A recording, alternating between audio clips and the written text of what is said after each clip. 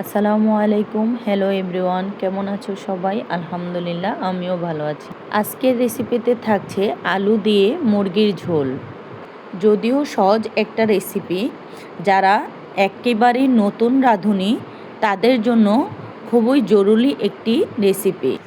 এভাবে মুরগির মাংস রান্না করলে রুটি কিংবা ভাত দিয়ে খেতে বেশ ভালো লাগে। নতুন রাঁধুনি হিসাবে সেরা স্বাদে কীভাবে মুরগির মাংস রান্না করবেন, আজকে সেই রেসিপিটাই আমি দেখাবো।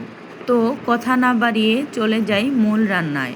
এখন চুলায় একটি কড়াই বসিয়ে দেব, তারপর দিয়ে দেব রান্নার তেল। প্রথমে আমি মুরগির জন্য যে আলু কেটে নিয়েছি সে আলুগুলো ভেজে নেব।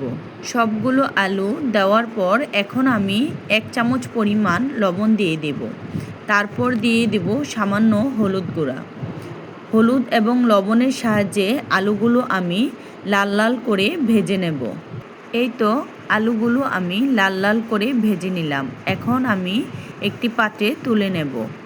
ওই একই তেলে আমি দিয়ে দেব পেঁয়াজ কুচি। পেঁয়াজ কুচি দেওয়ার পর এখন আমি অ্যাড করে দেব কাঁচামরিচ।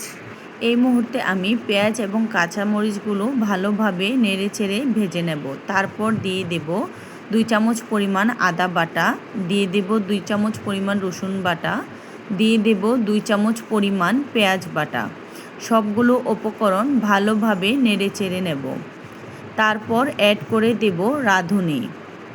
তারপর দিয়ে দেব ধনিয়ার গুঁড়া, জিরার গুঁড়া।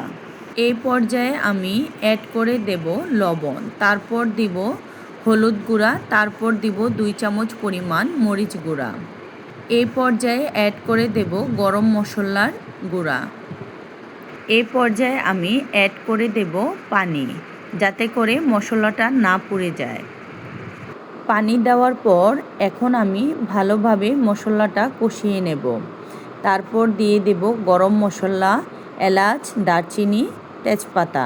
অবশ্যই মশলাটা ভালোভাবে কষিয়ে নেবেন, এতে করে রান্নার টেস্ট বেড়ে যাবে। এখন এর মধ্যে আমি দিয়ে দেব মুরগির মাংস। মুরগির মাংসটা ভালোভাবে নেড়ে চেড়ে দেব। এই পর্যায়ে চুলার আঁচ মিডিয়ামে রেখে আমি মুরগির মাংসটা ভালোভাবে নেড়ে চেড়ে দেব। 5 মিনিট পর পর আমি মুরগির মাংসটা ভালোভাবে নেড়ে চেড়ে দেব। তোমরা নিশ্চয়ই দেখতেই পারতেছো আমার মুরগির মাংসের কালারটা কেমন ইয়াম্মি হয়েছে। এভাবে আমি 15 থেকে 20 মিনিট রান্না করব। এখন অ্যাড করে দেব গরম পানি। অবশ্যই এখানে গরম পানি দিতে হবে। এখন সব কিছু ভালোভাবে নেড়ে চেড়ে অ্যাড করে দেব আগে থেকে ভেজে রাখা আলু। এই পর্যায়ে চুলার আঁচ মিডিয়াম থেকে হাই হিটে করে দিতে হবে। এভাবে 15 থেকে 20 মিনিট আমি আলু এবং মাংসগুলো সিদ্ধ করে নেব। এই তো হয়ে গেল আমার আজকের মুরগির মাংস রান্না। আল্লাহ হাফেজ।